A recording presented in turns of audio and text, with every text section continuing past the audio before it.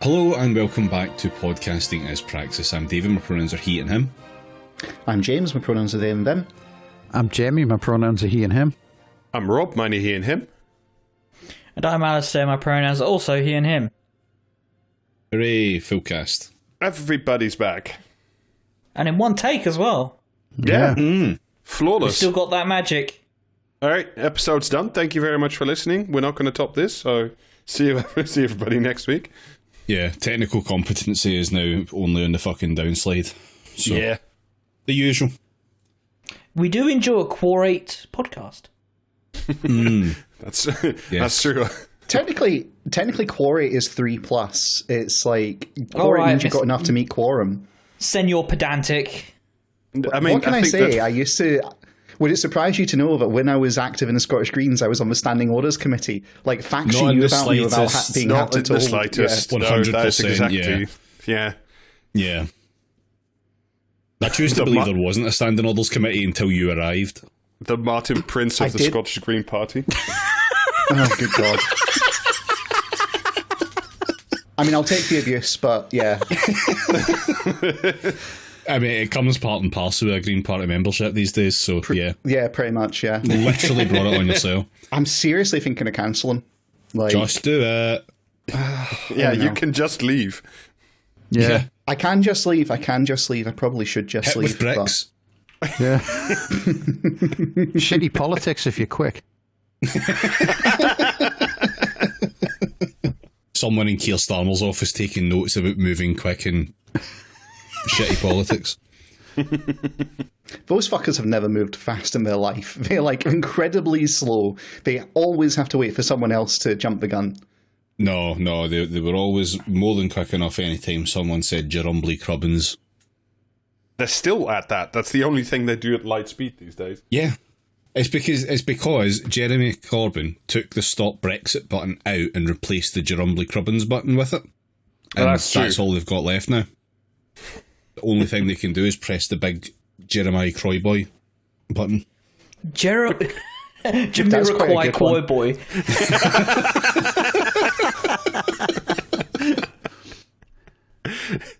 I like the idea that you dear. can still fuck with Keir Starmer by like shoving his entire office around on that slippery floor, and then like his furniture just moves across the room. You think you could trap him with a really big hat?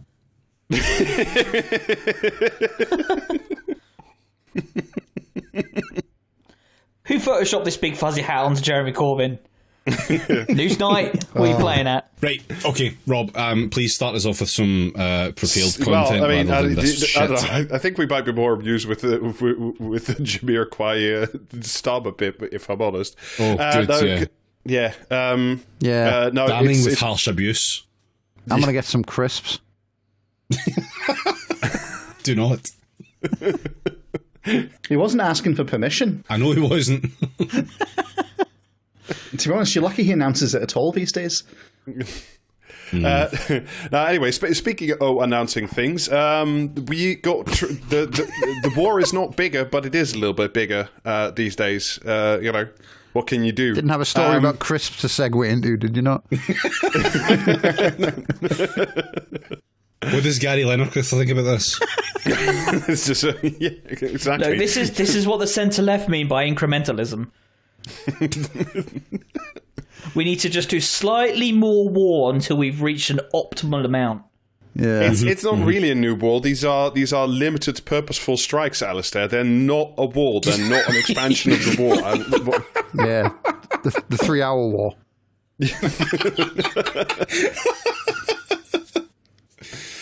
Yeah, pretty much. Like end of last week, so on Friday, January 12th, or whenever you're listening to this. Yeah, basically the US and, you know, us in sort of pathetic Richard Hammond role that we seem to play whenever the US is around. We launched some airstrikes against Yemen, which, you know, because of all the... if you can believe Paul Mason, because of all the lives of working class seafarers that were at risk. Yeah, and think- it's been very amusing watching the Yemenis just go, is that all you've got? Yeah. Yeah. Has anyone done a it is wellness check on Paul Mason, by the way, since the fucking started looking for peace talks for the Ukraine? I tried to, but he saw me coming and locked the door.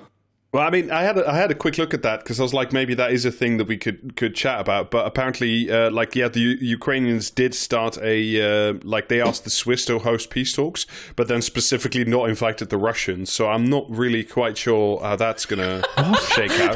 Yeah, Declaring the war over in Switzerland with Russia in absentia. yeah. No, I think I know what that's about. Actually, it's basically like they can't do peace unless America says so. Is what it boils down to. And so what they're trying to do is get permission to then actually have proper peace talks and get China to be the go-between for Russia, basically. Like that's what it boils down to. It's the fact that they want peace, but because they are basically welded as the masthead of this massive NATO project, like, they basically need to ask mummy very nicely first. So, yeah. Modern politics is fine. It's good. International relations are A-OK. Mm-hmm. Yeah, I don't believe that, though, because like no other Western nation has given the slightest fuck about what Ukraine's up to since Israel kicked off. No, they've not been making... You're mistaking how it's represented in the public relations sphere versus what they actually care about in terms of real politics. I am not.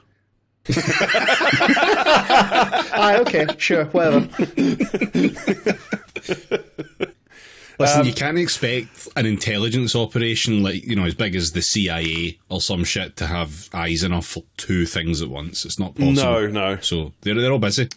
It's all State they've got Department, action figures to make. Yeah, I mean the CIA only has one Logitech controller, so they can only do the one thing at the same time. And now, so hang on, like the CIA and their little command submarine. Yeah, yes. Okay, I like it. Sure. Yeah, the Yemenis apparently, mainly, or at least what they were saying was that they were closing the Red Sea only to Israeli cargo ships and those destined for Israel, mainly using very low cost drones and low cost rockets. Because they're on the Straits of the Red Sea, the Straits of Hormuz, so they can actually choke off a major node in global shipping. And of course they are doing this in response to the ongoing Gaza. They are doing this in response to the ongoing genocide in Gaza, but that's not really why it's being done. If we have to believe Joe Biden, it's something about the freedom of navigation. No, it's the freedom of navigation, you see, that's in peril, Jamie. See, what we need to do is we need to mobilise airstrikes against a foreign actor in order to allow the free movement of capital and commerce throughout the sea. However, if children are being genocided, this is fine. No, that's when Joe Biden true. Said that, did they put on a gold fringe?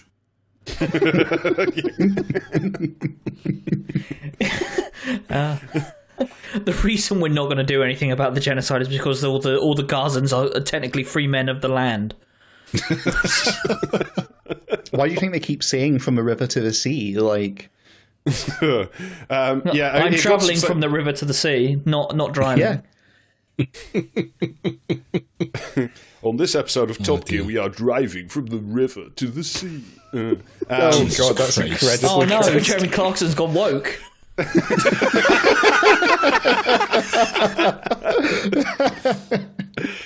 that's the thing more that damaging cancels than him, every that would RIP Jeremy Clarkson hashtag I've ever seen. Forever in our hearts. Only because he was carried on bits of shrapnel, but I digress. I was going to say only because we can't leave the 50-minute city, so he can't get away from his rotting corpse. Anyway, no. So Robert, are we going to talk about this limited strike? I want to talk about the limited strike and why that's funny. No, I wanted to, Biden, of course, said something about freedom of navigation. It got substantially dumber, of course, when we ended up in the UK, specifically with Sunak, as well as fucking Chris Bryant, the world's dumbest man, who said it wasn't so much about freedom of navigation. Well, it was also around that, but it was mainly that if we have to divert our cargo ships full of Amazon Prime treats around the Horn of Africa, it pushes up price. This is a quote. It pushes up prices and imperils the passage of goods, food, and medicine that the British people and others rely on. Mm-hmm. So if you can't have access to your medicine all those ADHD meds that we're importing, presumably from around. Don't start. They go on shipping containers, don't you know, Alistair?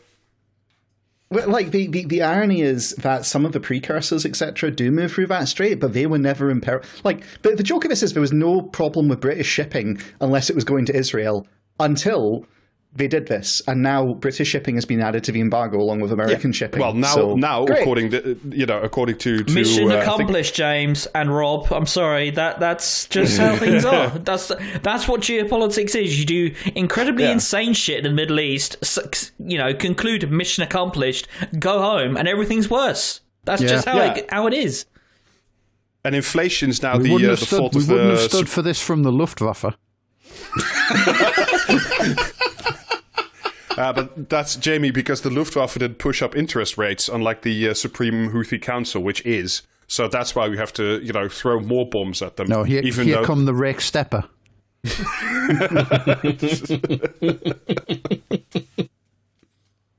But yeah, like we were just saying, the Yemenis have now, of course, said that the American and the British interests are now legitimate targets because we just threw missiles at them, apparently at some empty airfields. So I think that's it's so good. We love doing that, don't we? Yeah, no, it's great. I mean, these guys, they've been mortared, rocketed, and just generally shelled into oblivion by the Saudis forever. And then we decided, you know what will actually make them back down? Why don't we rocket, mortar, shell them into oblivion, just like the Saudis have been doing fruitlessly? And when we decided to do it, that's the amazing thing. It's we're not doing it consistently. We're just like lobbing literally 30 missiles at them and then saying, be scared. Why we only did it once is amazing because we basically took the old intelligence since before the Saudis started doing it and hit those places, i.e. we hit the places the Saudis had already obliviated, and then we're like, oh, that doesn't seem to have done anything. I guess we don't actually have intelligence to be able to really do anything. Oh shit. And now we've backed down. It's fantastic. It's spectacular. It's wildly pointless. Like, the funniest element of this whole thing is the extremely was it Operation fucking Millennium Dawn or whatever the fuck it was, that like ridiculous Operation Millennium Dawn Kebab. Oh, what the fuck is that operation? It's something like Operation Protecting Freedom or something like that. No, it was the War Games one where like the war gamed invading Iran or some shit, and then the guy on the defending side just like made teleporting little boats that just suicide bombed every single one of the ships. Millennium Challenge. That's the one. Millennium Dawn, I think, is Hearts of Iron was. The thing is, he didn't even make them teleport. The annoying thing is, like, they put out a bunch of stuff after the fact. When word started getting around that their own war games had shown them getting their asses kicked, they're like, oh well, we need to say this guy was cheating and various other shit. But he absolutely wasn't. What he objected to is he definitively won, and they were like, no, just refloat all the ships that he sunk and we'll do it again and we'll put some restrictions on him this time. And he's like, well, what's the fucking point? Like, what is the point in doing this if you can just like hobble me? And their argument was, oh, it's so that the seamen can get practice, but it's bullshit. This extremely has that energy, though, because like we're launching missiles that are like however many millions of pounds a pop to make a crater slightly larger, and they're just like rocking up in a little boat with like, whatever they need to do that, or maybe firing a rocket that costs like 300 quid. Yeah, Yemeni Timothy Chalamet rocking up in a fucking like dinghy in front of a cargo ship, and just doing sick TikToks in front of it. Like, we really are Timothy Chalamet, as I seen tell me earlier. Jesus Christ. To be fair, if they have poor tradies on their side, I'm getting a little bit fucking worried as well. Yeah, they haven't even unleashed Worm yet. We don't stand a chance. Worse still, they've got Willy Wonka. This thing that's someone's just posted here. Revealed 2 Navy SEALs lost at sea off the coast of Somalia went missing when one slipped on a ladder while boarding a ship that was taking Iranian weapons to rebels in Yemen. I read that earlier today, and it caused me to laugh out loud while I was doing my food shop, so that was fun. The great story is one went missing because he fell off a ladder, and the other went to try and get him and vanished as well. Yeah, jumped after him into the sea. Yeah, the implication I've seen is they got caught by the undercurrent caused by the ship's propellers and probably got mincemeated from it, but obviously they're not going to put that in the papers, so... A good sea marathon. It's stupid because they're actually trained not to do that, and the guy was like, "Oh, just ignore all my training and dive in after this dude who's probably dead already." Like, great. What, awesome. special forces doing stupid shit? No, surely Huge not. if true. Yeah. I mean, of course, by the time, us... Yeah, but you see, the training that tells you not to do that is woke, so... That's true. Kate, these woke health and safety standards in wartime. Yeah. Exactly. Swimming is a DEI initiative, and therefore you could safely ignore it.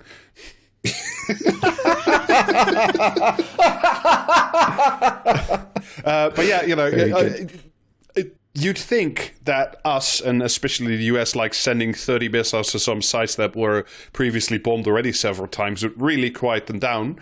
And they have. Since then, the Yemenis have become so quiet, in fact, that they managed to hit yet another US-owned ship with a missile yesterday, as well as carrying out several as yet unsuccessful attacks on Royal Navy ships. So, we really taught them an important lesson there.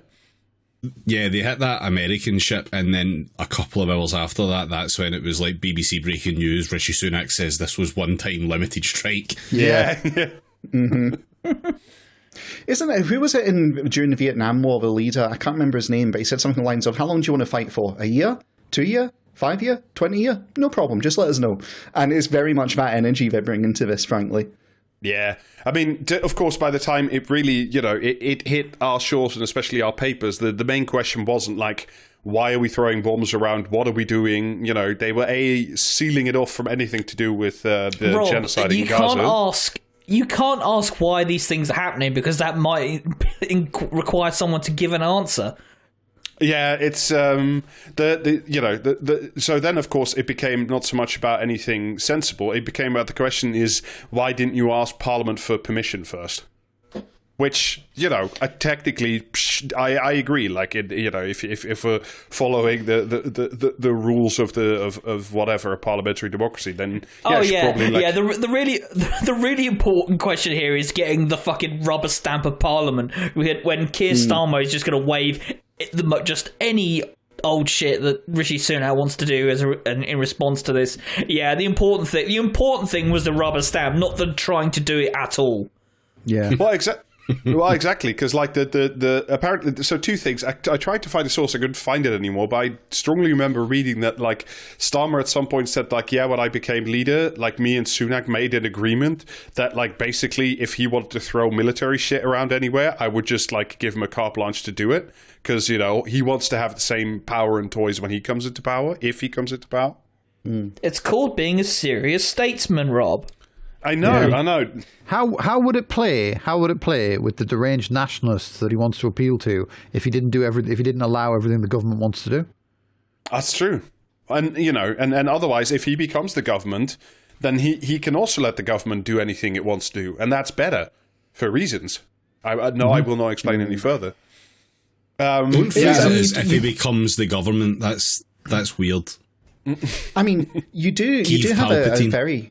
I was thinking more of a sort of a Deus Ex scenario, like the original. Like he merges with the British AI, and then his eyes just sputter out. Just becomes an NFT. Helios, brought to you by Centrica, is a very different vibe.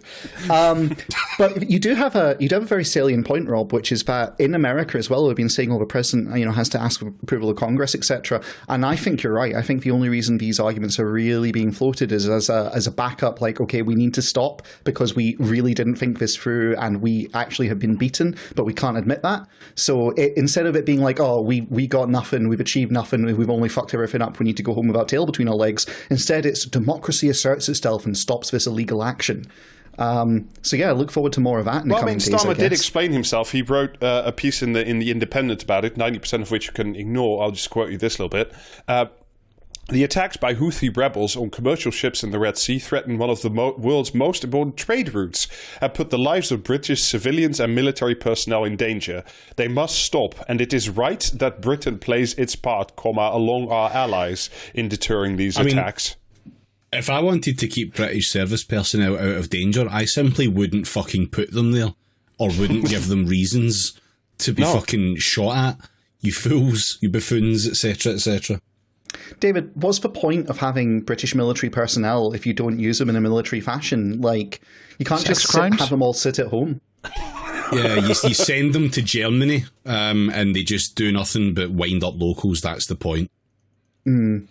Well, I do want to. I want to before we get to that, because that's actually like a really salient point to go to the next bit on. But before we do that,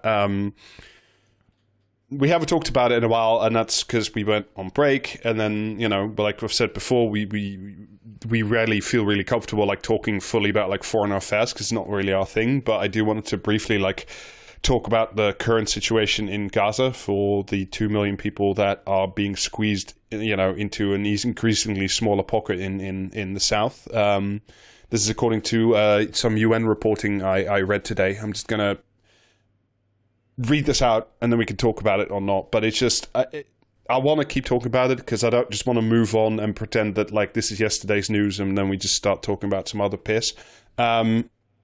Basically, like there's now there's not a fear of famine anymore. There is a famine going on there. There's one of the world's premier expert panels on the signs of famine and when you can declare that there is one. The organization called the IPC concluded, quote, that Gaza will have the highest share of people facing high levels of acute food insecurity ever classified for any given area or country by the agency. So this is, we're really at the point now where the report, talks.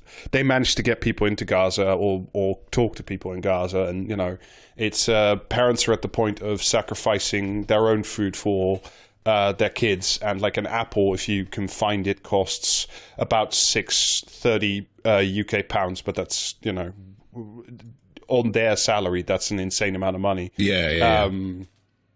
And even if you can get food, which at this point is mainly flour and water for like making very simple breads, you can't cook it because the cooking fuel is either running out or gone. And that means the only fuel source left to the civilian population of Gaza is live trees, which they're currently chopping down, which of course they're unseasoned. So not only does it burn very badly, but, whatever's left of Gaza after this, if these people, through some measure of hope and a better life can return home, all the trees will be gone,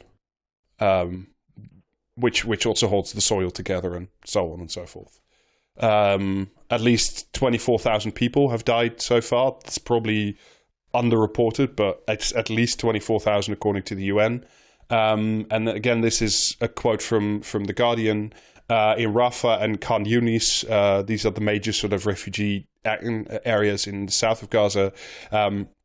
Tents and makeshift dwellings cover almost all available grounds, with multiple families crammed in small apartments, in UN-run shelters in schools, or sleeping on the floors of hospitals.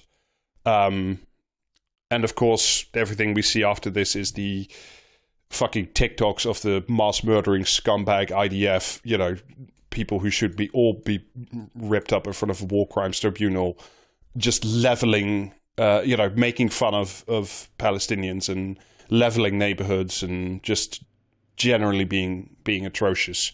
And even the much vaunted. I was going to say, Rob, my particular favorite of that one was a dude who used the demolition of a school to propose to his girlfriend. Like, yes, that just seems like perfectly normal stuff. Yeah, it's fucking sickening. And of course, the reason that we, and I mean, Western governments, I don't include, of course, us in this, still allow this genocide to continue is that this is at a lower pitch. And they say, well, aid can come in through the southern border with Israel. It can't. What the Israelis are doing is checking every truck, and then they find some fucking flaw, and one flaw means the entire cargo is rejected and has to go back to the back of the queue. And the queue at the border is currently like long enough for 6 days, so it'll take you 144 hours to get back to the same checkpoint, where they will just reject you again. The story I've read about this is that the Israelis, take this as a pinch of salt, but they're straight up to the point that they're planting stuff in the shipments, so they can find a fault with it. I mean, that and it doesn't doesn't make the slightest. You know, yeah, it doesn't surprise me at all. Has anyone thought about bringing this up as a way to try and get the FUB-P lot on board with the Palestinians? Because, I mean, they know all about this kind of stuff, what with Brexit and that, you know? Oh, yeah. When we had a queue in Kent and the world was all of a sudden too small to live. Yeah, remember that? Yeah. Like, So, I mean... See, just... Oh my I god, there are say brown anything at the people on time. this aid truck. I was gonna let you go through this, but the famine part, like the worst ever recorded famine. Like, people still reference the Ethiopian famine. Yeah, How many where the fucking fuck's years the ago Bob was Geldof? that? Yeah, Yeah, but people still know about that and actually think like, oh, that was a thing. That's in consciousness. Where the fuck's this? my favorite one of this is there is statistical data from the Irish famine, and my conclusion is that this is worse than that. And Jesus Christ. the Irish famine, which caused like the massive like exodus of people from Ireland moving over to the Americas and Europe, like that was a big fucking deal. It's had lasting ramifications for the entire world, and this is quantifiably worse. What the hell? I don't. But at least in good news, there is stuff happening in The Hague. Yeah, that's true. I mean, we'll see what. I genuinely think that like any judge that's about to like vote in, find that there is genocide going on or the probability of genocide going on is probably going to have their car bombed by the CIA. But I don't know. We'll see. I really hope suddenly owns a suitcase collection. Yeah. I mean, it really is like. I mean, it's. It's great to be living in interesting times where like the established world order and all that bullshit is just rending and tearing its garments in front of us, and we're going that doesn't seem good.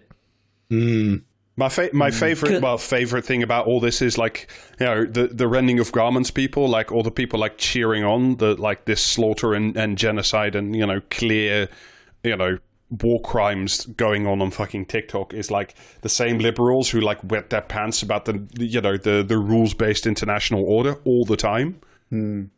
It's no, it's what they mean by that is the international order rules actually. Yeah. Oh well, I'm gonna look. We can keep talking about this for a while longer.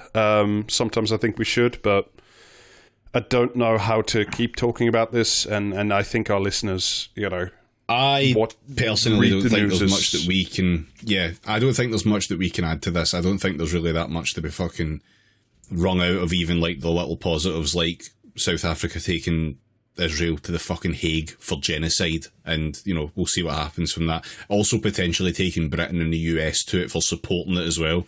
Yeah. So we'll probably talk about that more if the British side of stuff comes round. But yeah, you know what's going on.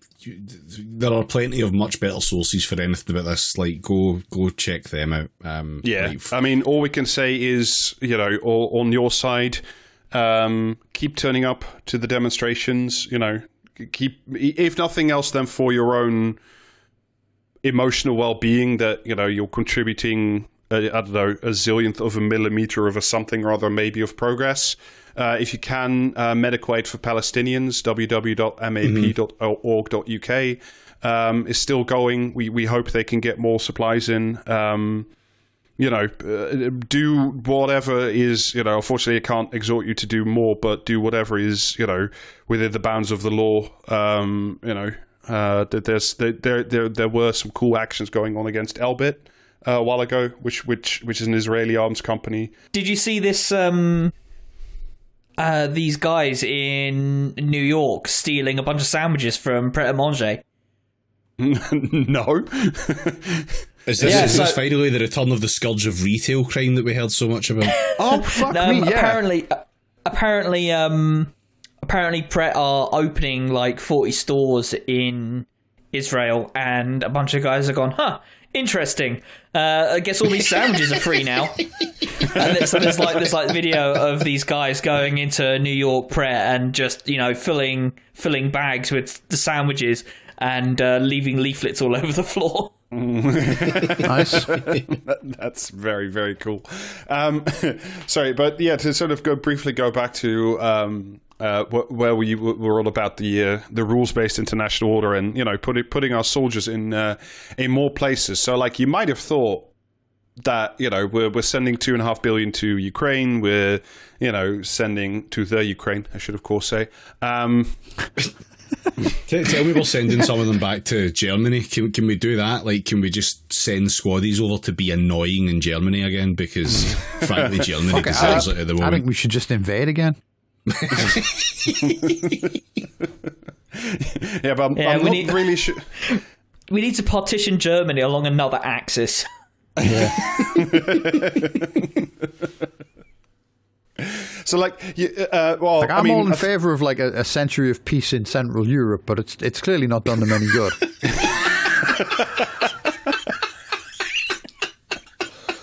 Mr. Gorbachev, raise up that wall. Yeah. We're just going to do the Cold War in reverse. Yeah. Try again.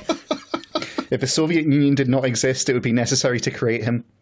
It's just that bit from The Simpsons where the Russians press the button and like the Iron Cut pops out of the ground again, like dogs and all. That'd be fucking incredible. Yeah, Lenin comes back to life at the end. Yeah, great. So along those lines, the new. I'm free to say, Pep, but it's me going over to like rebuild the Berlin Wall out of dry stone. Finally, those skills paying off. A Wi-Fi enabled dry stone wall was probably what the Germans deserve at this point.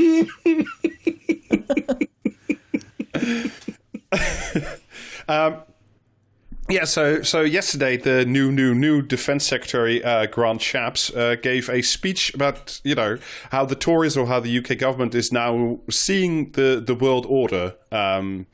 And so he gave the speech, and I just want to talk you through some highlights because it's certainly quite something. He starts off, of course, by mentioning that Margaret Thatcher herself ended the Cold War, which was incredible. Basically, according to Grant Shapps, the fall of the Cold War has created, quote, the dawn of a new era. Existential threats were banished, and a new global feel-good factor spread to defense. Oh yeah, never felt fucking better, me. No. This was the age of the peace dividend, or the age of Aquarius, whichever comes first. The notion that while our defenses should be maximized at times of tension, they could be minimized in times of peace. This, if you haven't twigged it yet, was a mistake. Because, A, there was no peace, and B, how dare you, spend less money on Morpheus. So we finally just admitted that we don't actually need an excuse to do this. You used to have the excuse of the Soviet Union, and that would let you spend infinite money on military shit. And then they kind of went, and they returned to their home planet, and left us with nothing to do. And that's why we had to have some forever war. But we can't do that anymore because that's too expensive. So what now? Do you have some forever war? Imaginary enemy? Do you have some forever war? No, that's too forever. It's just kind of great because you create an enemy and it still kicks your ass, aka the war on drugs. So you then try a real enemy, and they all consecutively kick your ass, whether it's Afghanistan, Iraq, or now presently what we're doing with the Houthis. It's we can't. You'd think so.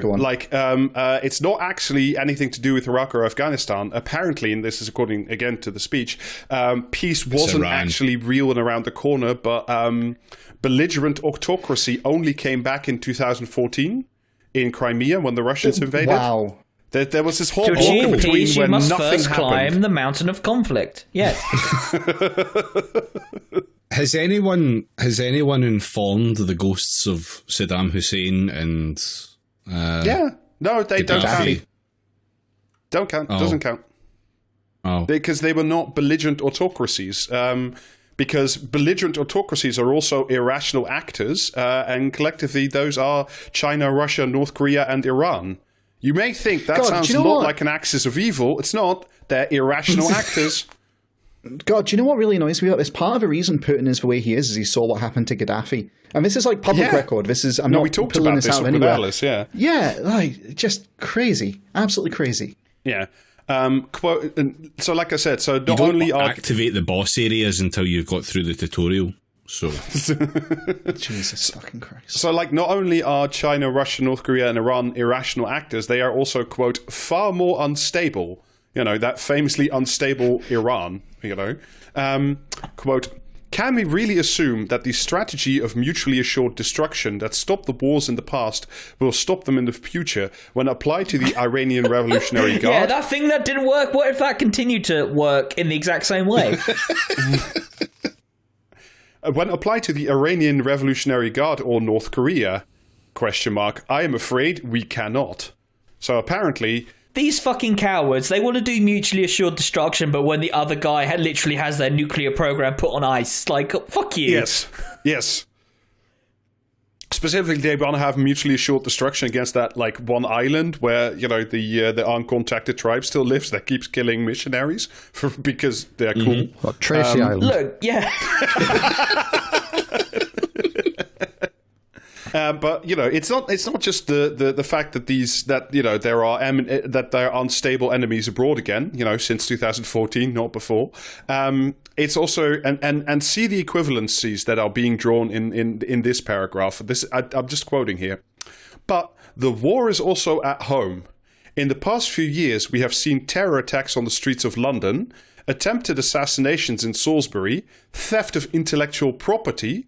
Attempted interference in... Whoa! Oh. I was on board with the first two, but holy shit, things got real. You wouldn't download a terrorist offense at home. Like, okay. Attempted interference in our political processes, a cost of living crisis brought to you by Putin. Sorry, run that by me again? There's Lewis in the fucking mud. The British government is just a small being. Ooh. Yeah. All these horrendous things just keep happening without any input from us whatsoever. I mean, I can't believe Vladimir Putin keeps blowing up all these social housing projects that are constantly going up everywhere. A cost of living crisis, brought to you by Putin, that is hurting families here at home. So the reason you can't pay your bills anymore... Yeah, but you do nothing about it, you cunt! Because if they were to do if they were to do something about it, Alistair, they would, you know, be engaging in a war, and we'd have to do mutually assured destruction on unstable Russians, I think. All right, well, let's just drop like a 1 megaton nuclear warhead on Parliament and see where we go from there. What I like about the whole unstable thing is we included China in that list originally, and it's like, is China unstable? They're just in there. Yeah, it's like, here's the thing. If China's unstable, we're all doomed because our economy is completely interwoven with China.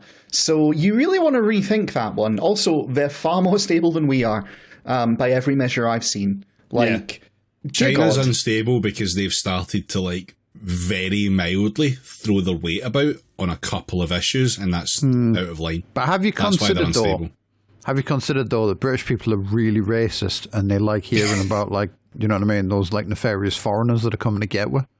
Well, I'm glad you mentioned this, Jamie, because one of the new weapons in this new age of, you know, nation-state competition is, quote, migration as a weapon. Oh, here we fucking go. Jesus Christ. Yeah, all that migration that's happened as a result of all this A, climate catastrophe, and B, like, horrendous, pointless wars that we've been waging in the Middle East. Those are all the people are just actually being mean to us, and we had nothing to do with it. This is extremely complaining to your mum that a guy that you picked on at school beat the shit out of you. Yeah. This is also, this is setting up fifth column bullshit, isn't it? Well, I mean, technically what this all means, in the words of Grant Shapps again, quote, is that the world is now in a pre-war phase. Which, delightful. That's what? What, yeah, peace? The pre-war phase is when we untap all of our lands.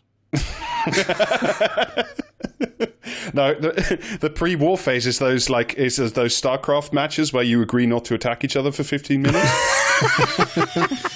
This sounds like he's found a political compass.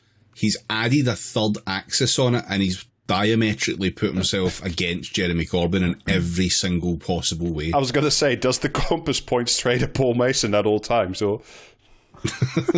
No, it's the other way around.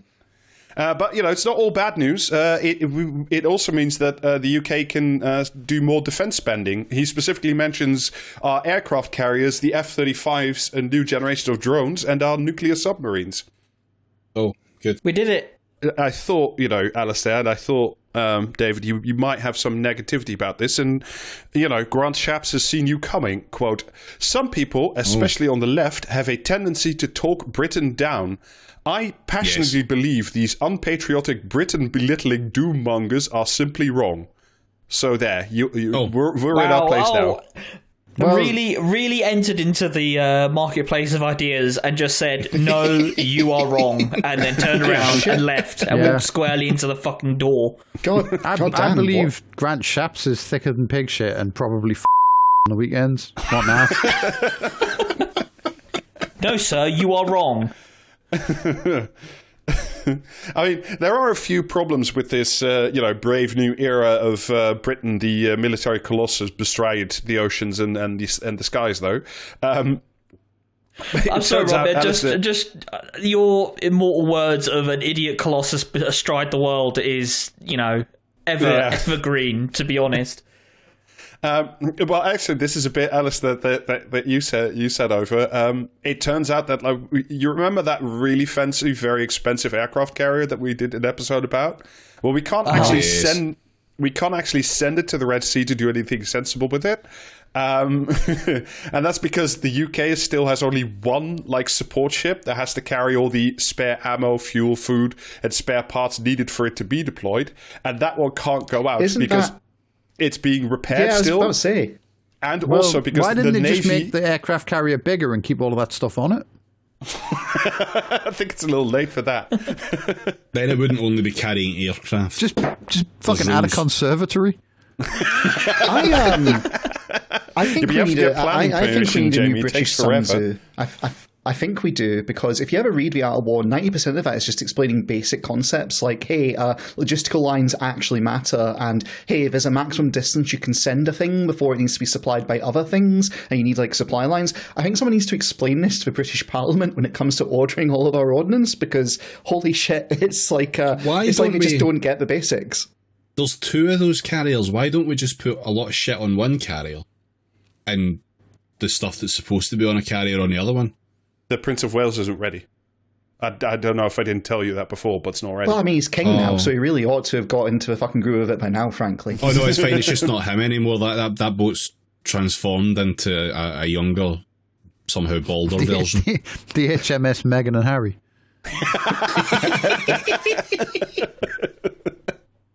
Now, apparently the other reason, apart from that, it's this supply ship is in dry dock.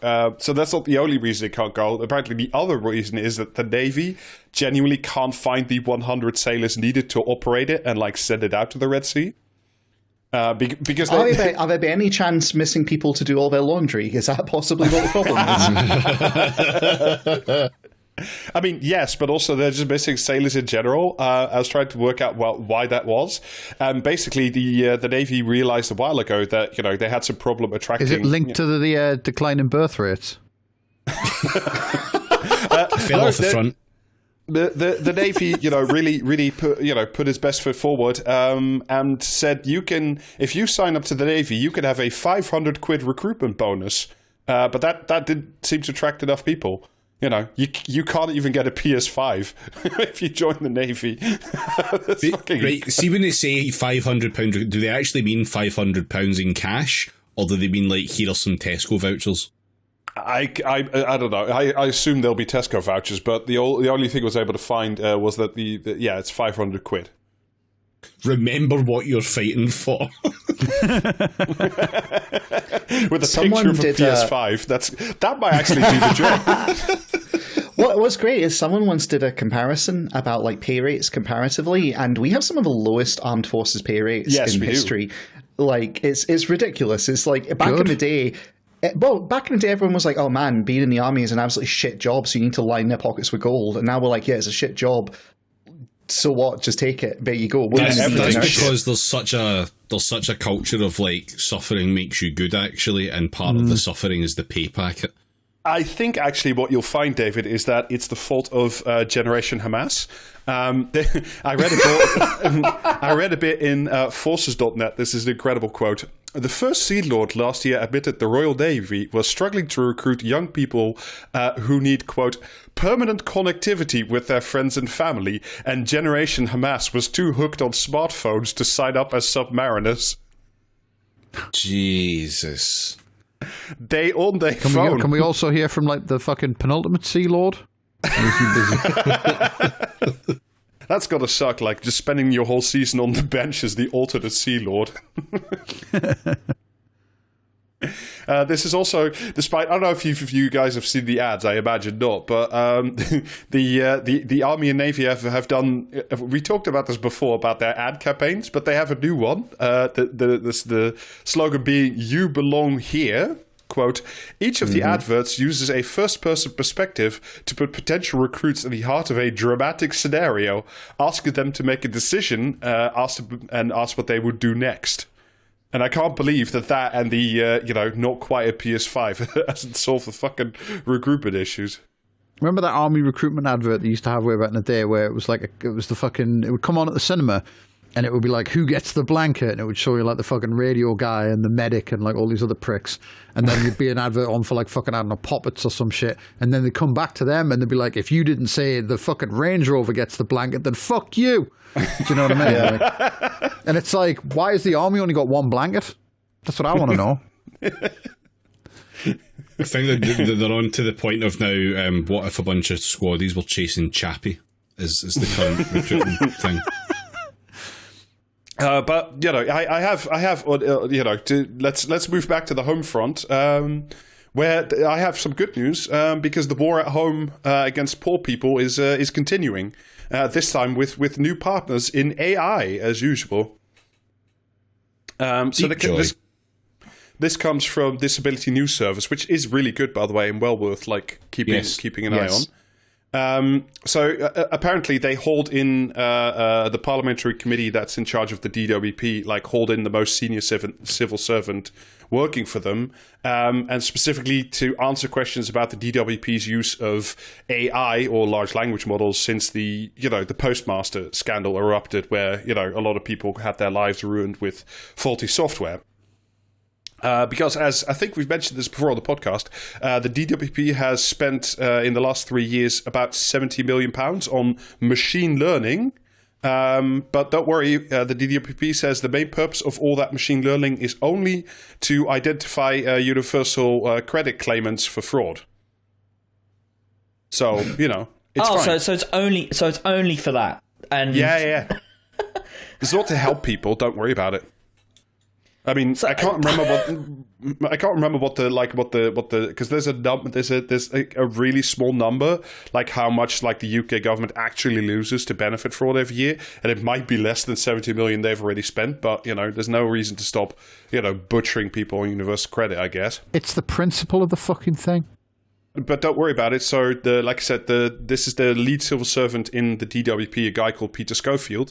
He tried to reassure Parliament, and quote, this is from the article in Disability News, said there was always a human being who made the final decision on whether or not to launch a fraud investigation, and that the system also, quote, enables us to identify. The fuck's like a chatbot going to phone the police, is it? But yeah, and also this is the classic fudge. This is why they all want AI. It's like they'll say, "Oh yeah, there is a final human hand making decision as to whether or not to go ahead with an investigation." But that person will have absolutely no idea. Will be hauled out into the yard and shot if they disobey the computer. Also that, but they'll also have no idea why the computer is saying what it's saying. They'll just that be like, person, the wizard in the machine has told me you're probably guilty, so I rubber stamp it because how the fuck else are you going to check the results of a large language model? Well, yeah, because questioning friend computer is treason. Yeah, they'll be able to do that stuff. That won't be a problem. They'll be able to question it. They'll be able to see all the shit that's been pulled out. Now, whether or not the shit that's pulled out actually makes any sense or even is fucking real in the first place, because large language models love to just make shit up, they're going to have a caseload, and that caseload is going to have so many fucking cases in it, and they're going to have something that says you're supposed to achieve X amount of cases per hour, day, week, whatever. Yeah, solving rate or whatever. Yeah, and they're going to have to fucking stick to that, and they're going to manage to stick to that, and that's only going to affect the decision-making process. It's the same shit that always fucking happens in every line of work like this. Any sort of fucking clerical service type work, there's always a fucking KPI that has to be met, and there's always things that suffer for it, because it's never a high enough number of productivity. Well, I mean, let me read you then, David, the next bit. Asked by Conservative MP Sir Desmond Swayne whether or not there were shades of Horizon, the postmaster fucking computer system, over the use of such technology, senior DWP guy Peter Schofield said, quote, "I really hope not." Oh, well. Oh, okay, well, that's, dust's hands. What I love about this fucking Horizon thing is that happened fucking years ago, and it took ITV making a drama about it to like get anything done. Mm-hmm. Like that's how things operate in a serious fucking like country. That's a real world power on the global stage, and that is we have to wait for like fucking ITV to make some shitty fucking TV show about something before we actually go, yeah, that was bad, wasn't it? Yeah. Otherwise it would have just no one would have given a fuck. Well, it's like, so Mick Wright did a whole thing where he said the problem with that story is that it was boring. And that is true, but there's another side to it, which is that they basically, none of the media institutions wanted to go after the people who were actually responsible because they're also incestuously interbred. It's like they're not going to hold power to account because power's their mates. And that is the story of Britain. We don't actually have an independent press. We don't actually have independent scrutiny. We don't even have political choices. We are basically a managed democracy. So, yeah, fun, great, awesome. But, was it Tony Blair that like fucking answered questions in Parliament about Deirdre Barlow going to jail? Oh, you're testing my memory here, Jamie. I think so. Yeah, I can't remember that anymore. Even it must have been, because I think we would know if it was Gordon Brown. Yeah, see, exactly. That's the thing. Gordon Brown's problem is he didn't have any mates in the press, is what it basically came down to. And that is the lesson that Keir Starmer has taken from Gordon Brown. No. He had plenty at first. Their problem was when they lost the press. Anyway. Yeah. But here's the thing, like, even if you chase after the press, let's see how that's going for Keir Starmer. I'm just going to open this copy of, oh dear. Yeah. Yeah, I mean, that was the massive Sun hit piece that, like, Keir Starmer, the human rights lawyer, was, defending people who macheted babies or something. Well, what he should have done is fucked Rupert Murdoch's wife. But yeah, just a final bit on this fucking AI shit in the DWP. When asked by the parliamentary committee, but haven't we talked about this as well. Other countries like the Dutch tried this, and then people's lives were en masse ruined, and people committed serious amounts of self-harm. Quote, I love to take a Dutch idea and make it worse. Yeah, don't you just? But he, i.e. the DWP guy, admitted that other countries had, quote, gotten themselves into quite a bit of a pickle when they tried to use this sort of technique. However, he said, I am determined that in the UK we don't do that. So, as I said to the Public Accounts Committee in September, we are taking this very carefully. There's been thousands of people struck down by the gods for their hubris, but not me. I'm different, better perhaps even than different. The gods. Yeah, so sticking a big Union Jack on my Tower of Babel. Yeah. So look forward to in 2 decades when Mecca ITV finally presents a 3D drama directly into your Neuralink about people dying en masse because of the DDoS, more people I should say. There just won't be, though. That's the thing. Like, Toby Jones will not be there to save people this time because no one will care. Like, the post thing was like people in jobs doing work and getting fucked over by a shitty computer system. There's something in that everyone will go, oh, okay. But if you turn around and say, these people weren't actually committing benefit fraud while they were on benefits, no one will give a fuck because Britain hates people. There also won't be benefits. But that's a whole other conversation. Also that. But I think, we're all being a bit We've had a bit of a negative episode. I know, rare for us. We're usually a font of positivity. But I want to sell you. I have an article for you, and I want to sell you on the upside of the glorious future. I'm not buying your apes. Please, David. They're going for cheap right now, and these suckers can only go up, up, up. Au contraire. No, I have a delightful article for you. It's by a woman called Marie Leconte. This is a new contender in our universe. Oh my God. And it's entitled "Keir Starmer's Hidden Promise." It was there, buried in his New Year's speech, and almost everybody missed it. So good. But I'm glad that she's here to tell us how she's very smart and she figured it all out. I think it should be illegal to mention that fucking cunt twice in one episode. No. But, it's an election year. We're going to be fucking like desperate to be rid of him soon enough. Me in fucking early 2020. Yeah. I mean, but because this is an election season, and you know, we can always trust a Starmer promise. So, all right, here we go. Did you watch the New Year's speech Keir Starmer gave last week? ? No. You can be honest. You can be honest. This is a safe space.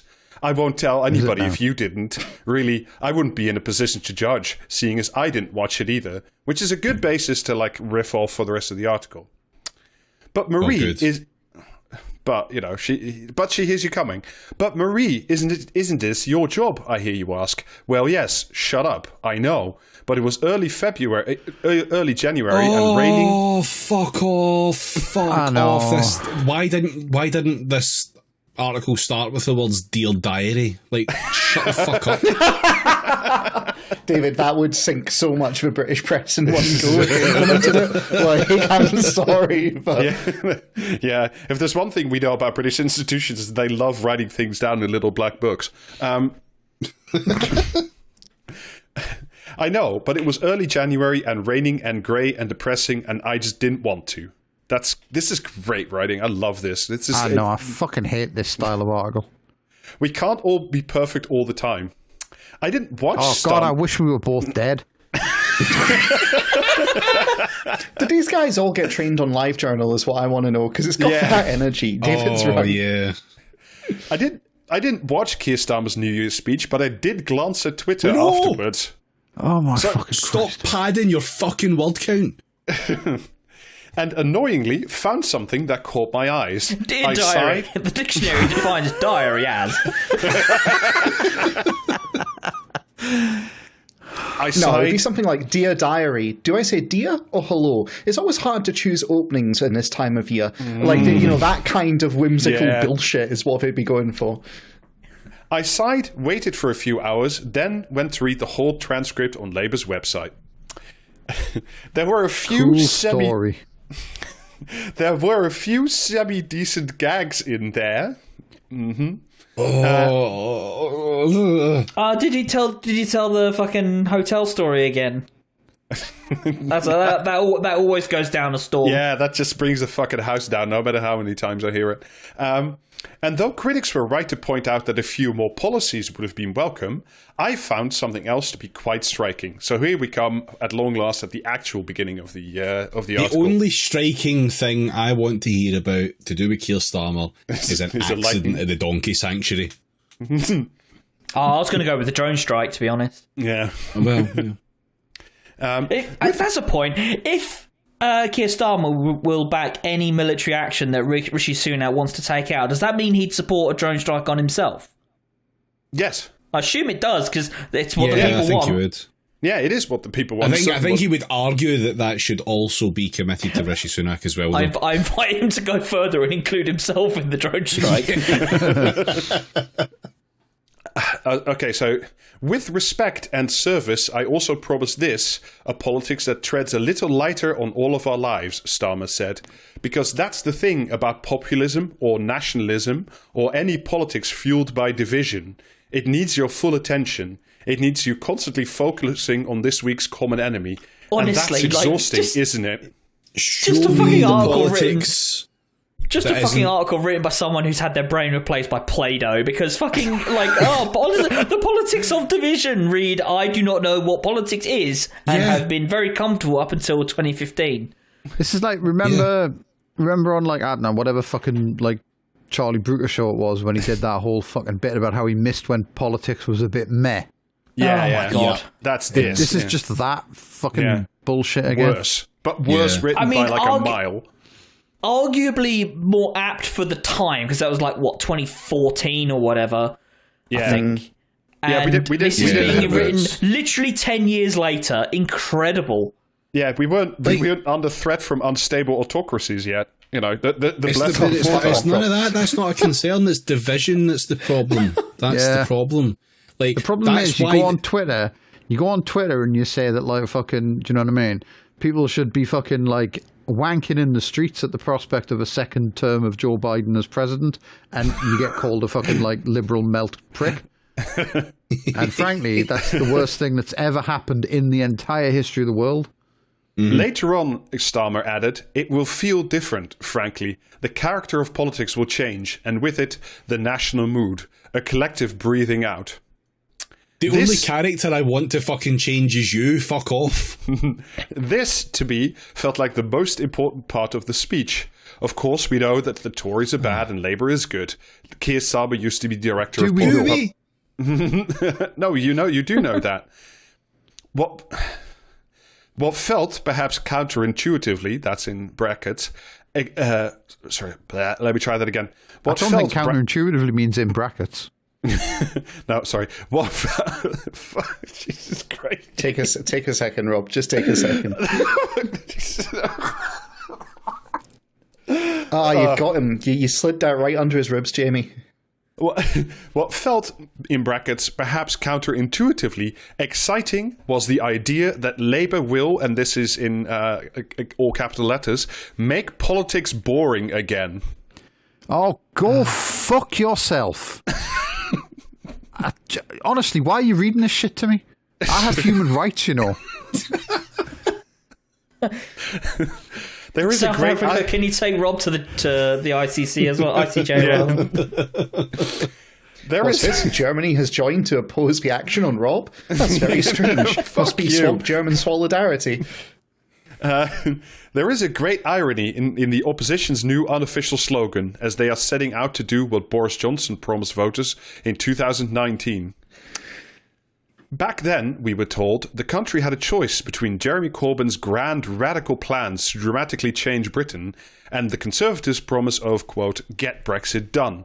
The subtitle could as easily have been... And which way did the fucking FBP Liberal crowd lean?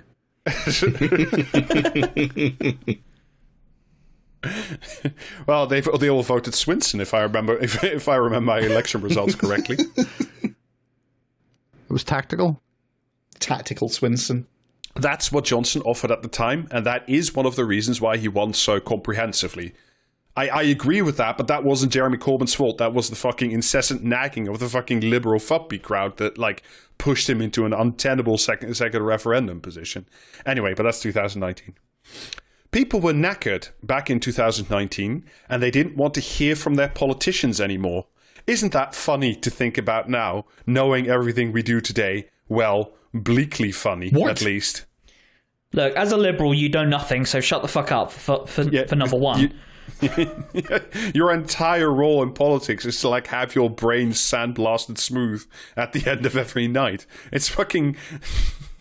Yeah, your job as a liberal is to sit on mainstream television and go, what? When the government does exactly the same shit it's been doing for the last fucking 50 years. Boris Johnson made a promise and, like a Chelsea blonde watching her front door hurriedly being shut at 3 a.m., the electorate eventually realised it had been swindled. What? Because Boris fucked us like a Chelsea blonde at 3 a.m., and then he left. Oh. Yeah, okay, great. Yeah, you remember when that was important. This is why you get paid the big bucks. Like the writing of this caliber. Keir Starmer is making a similar promise this year, and his assurances feel altogether more believable. It's just like fucking amazing. Give me your hey, you know that fucking snake oil wallet. salesman? You know that snake oil salesman that turned up last time? Yeah, well, he sucked. But look, there's this new guy and he's selling this amazing reptile oil. Should be great. Just love it. Absolutely love it. Johnson had always been many things, but he was never dull. The Labour leader has repeatedly been criticised for being too bland. If he props us a way of politics that will be tough to turn into screeching Who's been headline... criticising him for being too bland? Like, who? I don't know, us. Me. But, like, we don't have a column. We just have this. He's been criticised for a lot of fucking things, and all of them deservedly so. But I don't think anyone's gone like, "Oh, he's a bit fucking bland." Do you know what I mean? He's a screaming fucking cunt. Like, I mean, he only has one story, about that time in the travel lodge. So maybe it's that. well, that's only because the woke won't let him. Kentish Town welcomes careful drivers.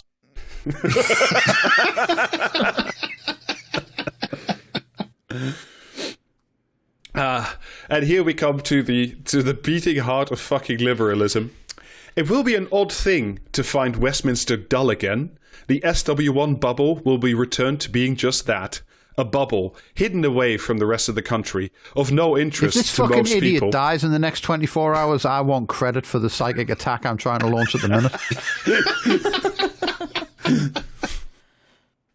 There will be... wouldn't it be great to go back to not caring about the poor again? Exactly. you. I mean, that's what this is. Like the segment we did before about like the AI, the DWP AI, undoubtedly going to like be involved in the mass slaughter of thousands. That would just be, a dull thing in the SW1 bubble. What this country needs is the outsourcing of empathy. The fact that the fucking cladding from, all those towers remarkably like Grenfell still hasn't been removed and that's still dragging on. The fact that, the Windrush victims still haven't received compensation. Any of the numerous fucking inquiries still going on. Any of the, uncountable injustices that have never been rectified. Well, it'll just fade away again, because like you can just sit back and go back to, you could take your fucking dog skiing again. Marie, you can do this shit now. You could just stop writing these shit articles and just go do that stuff. Everything would be better for you and for us. Yeah, but David, imagine not getting paid £100,000 a year to just shit out a Charlie Brooker tier level of article that was 10 years old before you even wrote it. Let me try really hard to imagine not being paid £100,000 a year. Let me try really fucking hard. David has started levitating off of the ground with the effort he's putting into this. There will be debates. Just give us a fucking rest. There will be debates, but they will be about policy or about the vague bouts of infighting the Labour Party cannot help but have every few months. Fuck up. They will be We tried serious, to have debates about debates. policy, you fucking rude prick. Also, like, once again, the British political system isn't actually set up to have a serious debate about any policy. It's about, like, having an iron fist and, enough blackmail material of your MPs that they vote your way regardless. Like, that's kind of the point. Like, we kind of made a monarchical prime minister, and that's how they rule. It's not set up to have debates because that's not the point of the thing. Newspapers, which once had to take on extra staff to follow every twist and turn of the Brexit wars, may find themselves having to reassign some reporters to other beats. Yeah, that's what's going to happen right there. Social media... Yeah, all of these people that have made a fucking name for themselves are just going to quietly disappear into the ether. Yeah. Of course they are. That's how careers work. Except the news agents, which of course must stay to inform me of every twist and turn of the who gives a shit. Social media, for so long a constant battle over the news of the day, will have to find other things to scream about. Because, when Starmer's in charge, there will be no more, mass slaughter in Gaza or, refugees drowning in the Channel or. It'll just be, we can just talk about knitting all day again. So I cannot fucking log on without seeing a bunch of fascists getting fucking screamed down, which is good, and people simultaneously having an argument about what fucking roll is called. Like, all of this stuff can exist simultaneously. none of this will go away because Keir Starmer became Prime Minister. Unless it makes being online illegal, which wouldn't fucking surprise me. Keir Starmer's first act as leader of the government will be to enact a law where they are all called roles officially. Many people... I expect civil war within the hour. Many people, myself included, have never known calm like that. I started writing about politics in 2015. Wow, what a non-start And I've learned date. nothing since. Yeah. And am yet to catch my breath. What will happen to us all when, as Starmer said, politics starts treading lighter on our lives? It's a tantalizing... What happened in 2015 to get her to start writing about politics? What was the need for 2015? Odd. It is a tantalizing prospect, as it feels so different from the world we have lived in for so long. I don't know about you, but personally, I cannot wait. That's the I cannot wait. To be fair, I can relate to not having to do my job. And it's also like, I cannot wait. Yes, because you are a fucking fumpy liberal with a house in France. Of course you can't wait to not care anymore. Because you've never had to. You've never been in a material position where you needed to care about the shit because it impacts your fucking life. You know, you're not on the wrong end of a universal credits claim. You're not fucking being herded into a prison barge because you're a migrant. Like, you know, you're not being kettled because you think Palestinians have a fucking right to live. Yeah. You know, you're just the last smug cunt at the end of history. You can just stop. Like, you don't have to wait. Nothing can just will leave. Change. Yeah. You can just quit your fucking piss gig and not care about this anymore. Like, and do us all a favor whilst you fuck off. So all of us, you know, the few of us who have still like some legitimate gripes and actual things that they would like to change in the fucking UK can actually have some breathing room instead of you fucking mealy-mouthed piece of shit who just want to literally go back to brunch again. This is an entire article dedicated to that fucking... you know, billboard, I think I saw that protest sign, I think, when it was about the Donald Trump inauguration, where that literally said, I wish I was at brunch instead. That's this fucking woman. Yeah, you can just have your brunch. Just shut the fuck up about it. And if you're wondering, by the way, just as a last thought before we do a comment or commentary, where this came from, Marie Leconte is a contributing writer to The New European. What the fuck does the New European even write about now that Brexit's about how Starmer is great. It's like a fucking nursing home that specialises in people who suffer from Corbin derangement syndrome. Oh, hey, they have Matthew Dancona writing for them. No, I shan't inquire any further. And Jimmy Bullock. The gang's all here. And Paul Mason. They're missing Raffi. Daltron. And some person who I can't... and some other person who I don't think is real called Patience Wheatcroft. That's my star sign.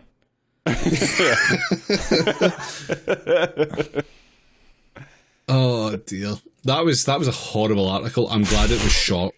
Yeah. Right. Well, that was. I think we can all say that we enjoyed that delightful article. So, how about we end with some more fucking great writing, with some delightful commentary. Hooray! Yay! All right. You know, don't everybody queue at once. You know. All we know today is that despite the much trumpeted differences in approach to the pandemic by the caring, sympathetic, head-tilting First Minister to that taken by our partying, uncaring Prime Minister, COVID fatalities were pretty much the same in Scotland as anywhere else. So why did Scots have to suffer longer and harsher lockdowns? Why were Scottish school pupils kept out of their schools for longer? What good did it do for Scotland's hospitality industry to suffer more losses and business than their English counterparts? If the answer is no more substantive than because Scotland is different, then devolution has indeed failed. Is that comment or commentary? I hate when Scotland gets devoluted. Any lockdown that happened in Scotland happened literally 1 or 2 days before it happened in England, and it only happened after England had announced they were going to do it with like a 4-day fucking run up to it. Shut the fuck up, cunt. See, David has been like incidental, like, you know, collateral damage to this. Me, meanwhile, I'm sitting here as a fucking smoking crater, just getting more and more drained and destroyed every second. Commentariat. No more Scott Paul in the vending machine, please. It's pandemic Scott Paul as well. Well, it was this or coconut water. Oh, God. I'd take coconut water over this, frankly. Because they're like, okay, fuck it, right. Like, what about instances of long COVID? What about secondary health effects? Like, if there's a whole bunch of shit that's just not considered, it's like, it's fatalities or it's nothing. I've just realised what this is. It's the skeleton claw machine, but for podcast topics. Yeah. Could we have dropped this one, please? Is Star Wars even in this thing? I think you find the technical name for that. The technical name for that machine is the Teddy Picker. Anyway, this is Commentariat. Comment.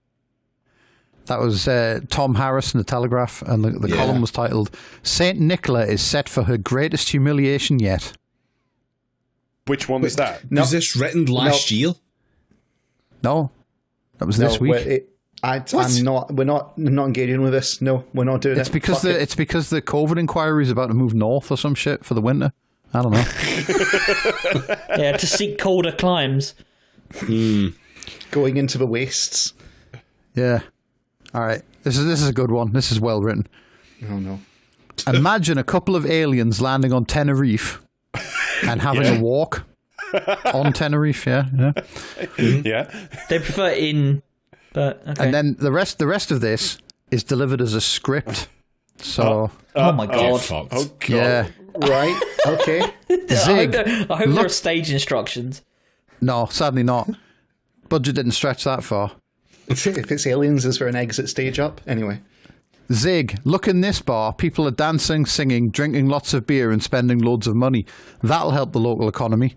Zag, yes, they're British. Zig, what about this place then? They're just sat around drinking an occasional hot beverage, not saying much and spending very little. They won't do the economy any good. Zag, no they won't. They're from the EU countries. Zig, who are these other people then? Mouths turned down at the corners, looking angry and bitter all the time, drinking occasional small glasses of tasteless beer.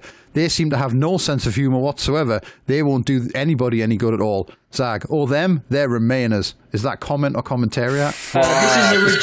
This is a rejected comic for Viz. This has got to be.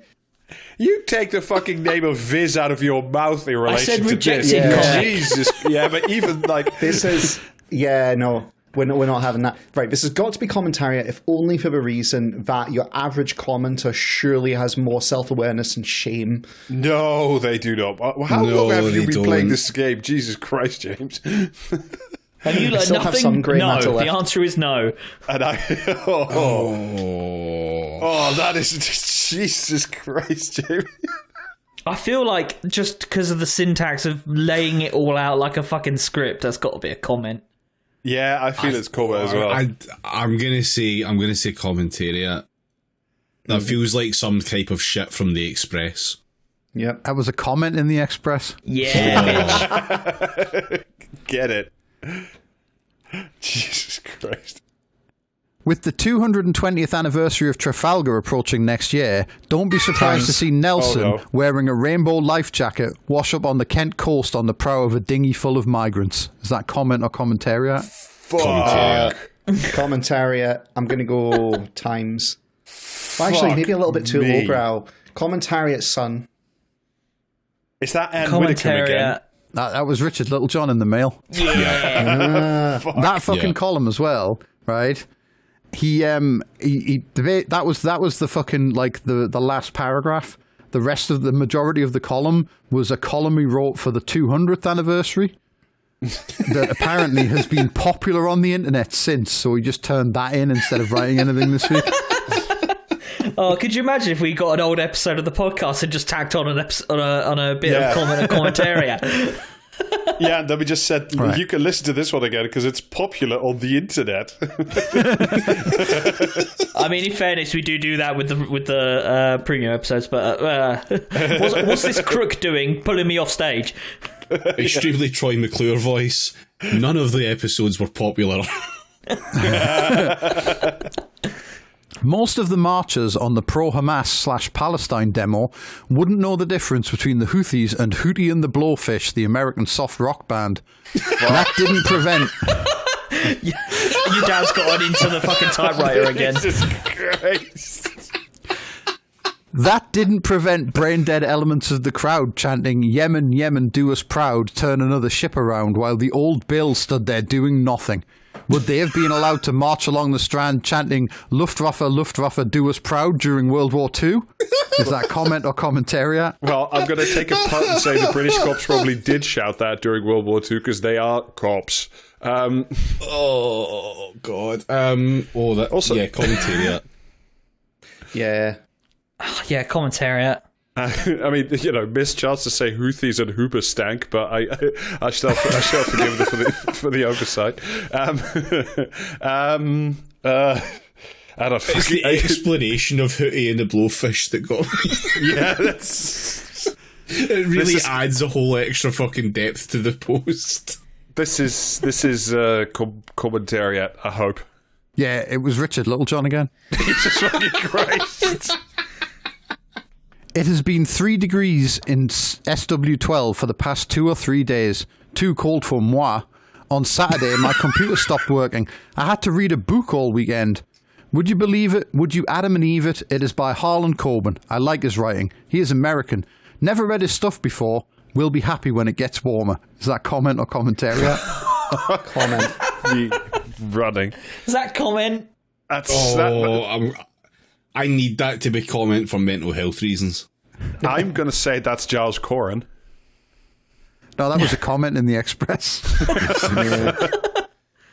Thankfully, the answer is obvious. Each year, all 750,000 or so new arrivals to this country should be given a warm welcome and presented with free train tickets to Bristol Temple Meads.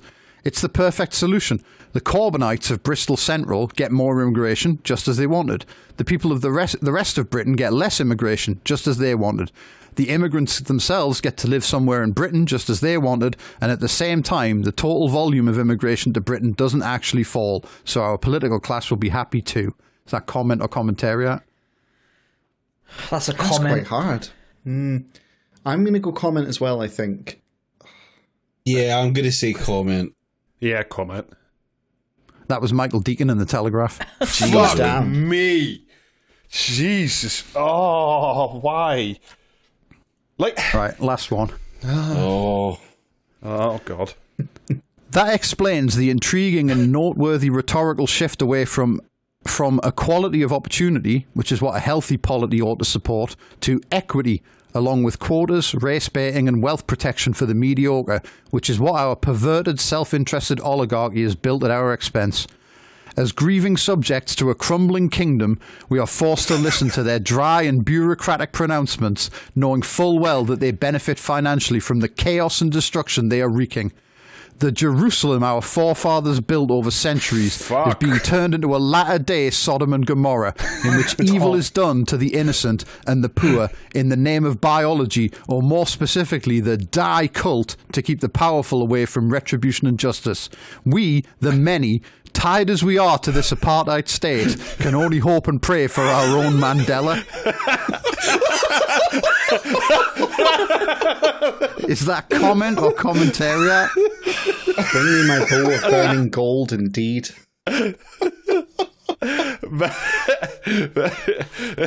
Jesus fucking Christ. I love these freaks. Like the whole, New Jerusalem, like, is written ironically in a fucking poem, and yet has been translated into all of this shit. Oh, that's fantastic. I kind of want it to be commentariat, but I feel like it's comment. I'm going to say comment. It smells like conservative woman or GB News, whichever comes first. yeah. So you're going commentariat then? Yeah. I'm gonna go commentariat. You know That what? If was- you two are brave enough to go commentariat, I will too. Go on. No takesy backsies. Alright, fine. That was Alex Story in the Express, and the column was titled "Who Will Free Us from Apartheid Britain?" That is so good. Jesus. Holy That's made my night, that Christ. has. Well, holy fucking shit. All right, then. Well, that was a riot. Yeah, that's your lot. Yeah. You don't have to go home, but you can't stay here. Yeah. And on that note, we have plug things, I think. Yes, join us on the Patreon, patreon.com/praxiscast. You can call us names in the Discord, and amongst other things. And the other benefits are that you will get a bonus episode every month. This month's bonus episode will be fucking ridiculous. I already know what it is. Yes. God help us all. There will be high degrees of ridiculousness. Is it going to surpass The Art of Sitting? Probably not, but, there's always the chance. I don't think anything will ever, Yeah, no, it's a real thing, as so much as it can be called real, as opposed to, the concept of sitting. But yeah, look forward to that. That will be on the bonus feed by the end of the month, so do join. And if you get also on the Discord, you get bonus clips of spontaneous beefs that we have during recordings. Yes. Would you like to root around on the cutting room floor? Well, now you can. Twitch.tv/praxiscast for streams. We are currently streaming regularly every second Thursday, so not this Thursday, but the next Thursday we'll be on. With keep an eye on the Blue Sky and the Twitter before we fucking finally close the stupid fucking thing down, for announcements for any other streams outside that schedule. And merch is available at praxiscast.tmail.com. You can get t-shirts, mugs, etc. So that'll do us for this week. And we'll catch you all on the next one. Next week. Bye-bye. Yeah. See ya. Cheerio. Thank you and Godspeed.